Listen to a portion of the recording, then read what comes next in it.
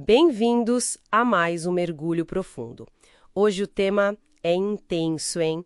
Apocalipse, capítulo 16, as 7 últimas pragas. Um capítulo bem forte mesmo. E a nossa ideia aqui é explorar como a análise que a gente recebeu interpreta esses eventos finais. Exato. A nossa missão é essa. E vale lembrar, né? Apocalipse, a palavra grega, significa revelação.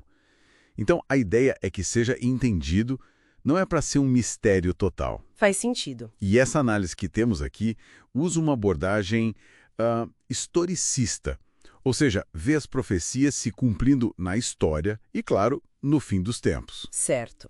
E para decifrar os símbolos todos, Semion, Mysterium, a chave para essa linha de interpretação está lá no Antigo Testamento. Entendi. Então, essa análise específica, ela posiciona as 7 pragas como juízos de Deus que vêm bem no finalzinho, né? Depois que a fonte chama de fechamento da porta da graça. Isso mesmo, é o fim da chance de salvação, segundo essa visão. E aí, logo antes da volta de Cristo, vêm as pragas. É tipo assim, a reta final mesmo. Vamos direto a elas, então. As 4 primeiras pragas, a fonte diz que atingem a natureza de forma bem direta, né? Sim, a descrição é de úlceras horríveis, o mar vira sangue, os rios também, o sol começa a queimar as pessoas. A análise vê isso como literal, um sofrimento bem físico. Puxa, e a 5ª praga? O foco muda um pouco, certo? Muda sim. Ela atinge o que o texto chama de trono da besta. A fonte interpreta isso como, digamos, o centro de poder que se opõe a Deus. O centro de comando, tipo assim. Exato. E o resultado é escuridão total nesse reino e muita agonia.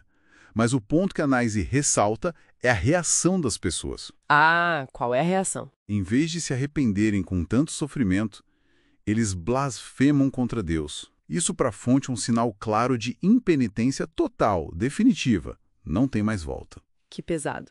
E aí a gente chega na 6ª praga, que tem 2 pontos que a fonte destaca muito.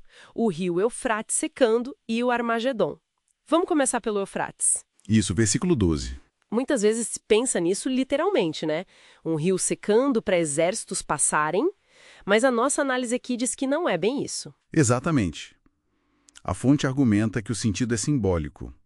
Eles usam Apocalipse 17:15, que diz que as águas onde a Babilônia se assenta são povos, multidões, nações e línguas. Ah, então a secagem do Eufrates seria... Seria a retirada total do Apolo popular, do suporte humano àquela entidade que a fonte chama de Babilônia mística. Que seria essa união de sistemas religiosos no fim dos tempos, né? Isso. É como se a base de poder dela, o apoio do povo, simplesmente evaporasse. Isso prepara o cenário para a queda dela. Uma mudança que vem de baixo, do apoio popular sumindo. Interessante essa leitura. E logo depois, no mesmo contexto da 6ª praga, vem a palavra Armagedon. A imagem popular é logo de guerra, tanques, Oriente Médio. Sim, é o que geralmente vem à mente. Mas a análise que a gente está vendo aqui também não vai pelo literal. Como ela interpreta, então? Ela vê o Armagedon não como uma batalha militar em um lugar específico, mas como o grande clímax da batalha espiritual que percorre o Apocalipse inteiro. A batalha espiritual? É o confronto final entre Cristo e as forças do mal, que estão aliadas ao dragão, a besta, o falso profeta. É o ponto máximo do que a fonte chama de o grande conflito entre o bem e o mal. Uma batalha cósmica, na verdade. Fascinante essa mudança de foco do geográfico para o espiritual. E aí, finalmente, a 7ª praga. Ela começa com a voz do céu dizendo feito está, gegonien em grego. Que força nessa declaração, hein? Muita força.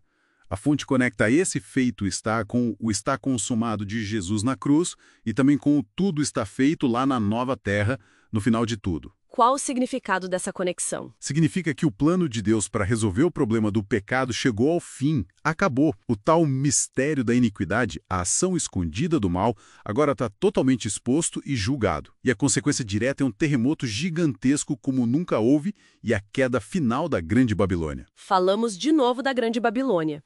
Só para ficar claro, para a fonte, não é uma cidade literal, mas esse símbolo dessa união de poderes e religiões que se opõem a Deus no fim, né? Com base lá no Antigo Testamento. Exatamente essa ideia. E, teologicamente, a análise conecta tudo isso com um conceito maior do grande conflito. As pragas seriam, assim, o resultado da escolha das pessoas pela rebelião, simbolizada por receber a marca da besta. Que seria a lealdade a esses poderes, então? Isso, em contraste com a lealdade do povo de Deus, que são descritos como os que guardam os mandamentos de Deus e a fé em Jesus. A fonte até menciona o sábado como um selo dessa lealdade a Deus, em oposição à marca. Entendi. E um ponto importante na cronologia da fonte: essas pragas acontecem depois que termina o que eles chamam de juízo investigativo, um processo no céu antes da volta de Jesus, onde as escolhas de cada um são avaliadas pela lei de Deus, que está simbolizada na Arca da Aliança. Ok. Então, para a gente amarrar o que vimos dessa análise, Apocalipse 16 mostra os juízos finais sobre quem se recusa a se arrepender. A interpretação da fonte foca muito no simbolismo, né? O Eufrates secando como perda de apoio popular, o Armagedon como batalha espiritual final e a queda da Babilônia mística. No fim, é um chamado para pensar sobre fidelidade. Exatamente. E isso deixa a gente com uma provocação final, baseada justamente nesse simbolismo do Eufrates que a fonte traz. Se a secagem do rio representa a retirada do apoio popular sendo decisiva para a queda de um sistema, Sim. fica a reflexão. Como essa dinâmica de ter ou não ter apoio popular influencia a força, a legitimidade ou até a queda de sistemas, ideologias, movimentos hoje em dia, mesmo fora desse contexto apocalíptico? É verdade. Como o apoio das pessoas ou a falta dele molda o poder no nosso mundo atual? É algo para a gente pensar, né?